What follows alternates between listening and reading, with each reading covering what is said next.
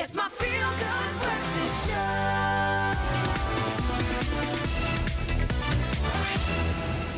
Welcome back, you beautiful souls. Yes, we are live right here on S3 opening up. It is Youth Day, and of course, it's the Espresso Show. Now, with the winter chill here, there are hundreds of people in our country seeking shelter and warmth from this absolute cold weather coming in during winter.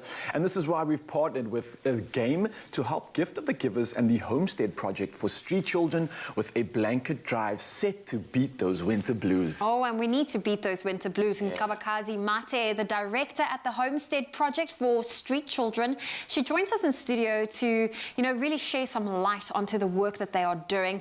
Well, let's find out more exactly how we, as, the public, can also support and give the gift of warmth this season. Kabakazi, it's so great to have you here. Thank you. Thank you for joining us. For having me. I'm so fascinated because I love the vision that the Homestead project for street children have. It's that no child should live, work, or beg on the streets. Talk to us a little bit about some of the work that the Homestead Project for Street Children is doing in the communities in Cape Town. Okay.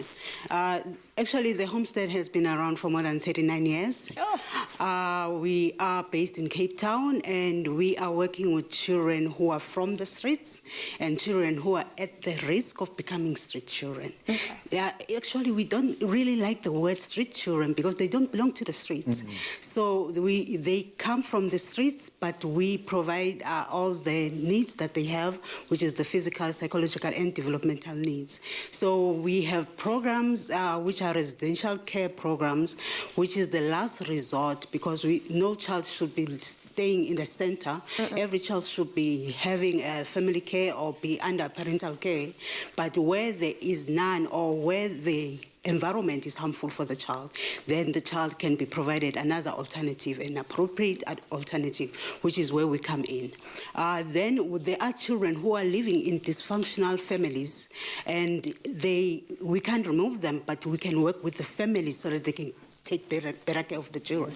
So those are in the community, and we've got drop-in centers for them so that they can come to the drop-in center, they get healing, they get developmental programs, they become children again. They don't have to deal with the everyday negativity that they deal with every day. And we do visit the families as well because we've got a family strengthening program so that not everyone knows how to take care of the child. There's no manual, and there are really extremes that children are exposed to, and we need to work with the parents so that we can teach them positive parenting, and we can work with their strengths so that it's a strength-based approach.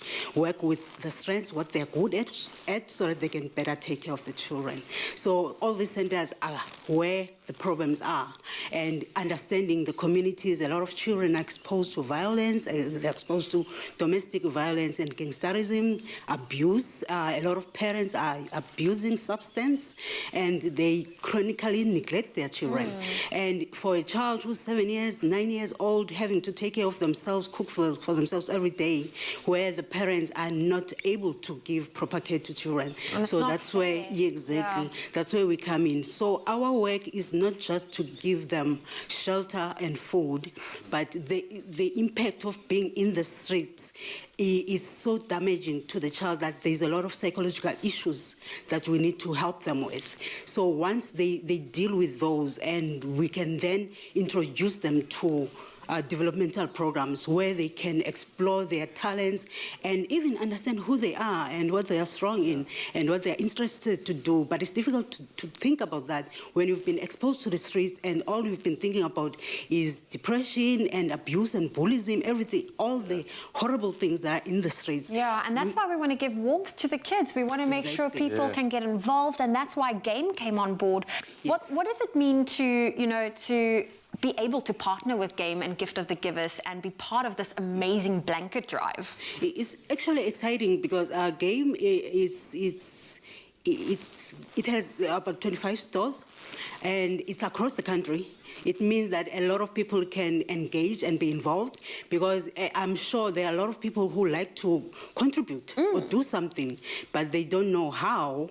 And sometimes there are these NGOs who are really not doing what they claim to be doing. So when you've got reliable stores that game, it's easy for someone to just go and buy a blanket and donate. Actually, a lot of game stores are participating in this drive, and anyone who's willing to donate, they can just go there and buy, or they can bring their own new blanket from home, which then they can donate to game stores. Okay, and then anyone else that maybe wants to even further reach out to you and your organization specifically, how can the rest of Mzansi maybe get involved? We do have an active Facebook page. If you punch in the Homestead SA Project for Street Children, you'll get through to us. We will Beautiful. be It available. is amazing. Well, Kabakazi, I want to say thank you for the beautiful work that you do, that the Homestead Project for Street Children are doing. And of course, let's beat the winter blues with game and join the blanket drive by donating any new blankets to the collection boxes that's placed in selected stores across the country. The collection bins will be available until the end of June and will be donated to the vulnerable children and families in need this cold, cold winter season.